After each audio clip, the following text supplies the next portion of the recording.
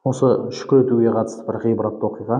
Бізде сөз бар ғой, адамға шүкір ете алмаған Аллаға шүкір ете алмайды деген. Мән ла яшкурун насу ла яшкуруллах дейді. Осыған қатысты ғибратты оқиға. Бірде бір патшаның баласы болады. Патшаның баласы болғаннан кейін оны дейді ханзада, иә. Әлгі ханзада бір күні ат мініп жүріп, аттан құлап, мойнын сындырып алады, сүйектерін. Өлмейтін халде. Бірақ әлгі мойны ісіп кеткені соншалықты бұрыла алмай қалады. Бүкіл денесімен бұрылатын болады. Сөйтіп оған жан-жақтан дәрігер іздейді. Тек қана бір дәрігерден басқа ешқайсының қолынан келмейді, бүкіл дәрігерлерді жинаған. Әлгі дәрігерді сарайына алдырып, баласына ем жасап беруін сұрайды. Әлгі дәрігер қолынан келген барлығын жасап, Алланың қалауымен әлгі патшаның баласының мойнын бұрынғы қалпына келтіреді. Яғни шипа табады әлгі патшаның баласы. Сөйтіп біраз уақыт өткеннен кейін әлгі емші өзі сарайға іздеп келеді патшаның баласын. Рахметін айтар, шүкір етер деген ниетпен.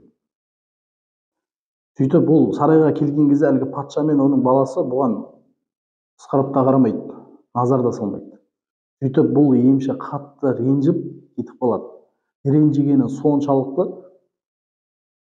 бұдан кек алғысы келеді. Яғни өкінетіндей бір нәрсе істегісі келеді. Сөйтіп бір нәрсе ойлап табады.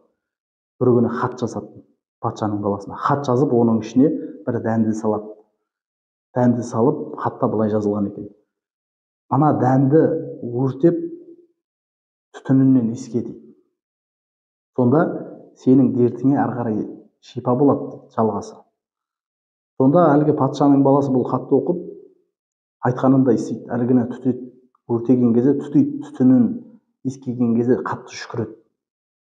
Әлгі шүкірген кезде мойнындағы бұрынғы сынған қалпына келеді мойны. Сөйтіп патша бұл дәрігерді іздетеді. Алланың қалауымен бұл дәрігерді таба алмайды, қайтып іздетсе де. Кейін өкініп, шүкірін айтайын, рахметін айтайын, кешірім сұрайын деген ниетпен іздетеді, бәлки таппайды. Бірақ амал нешік, болар іс болып қойды.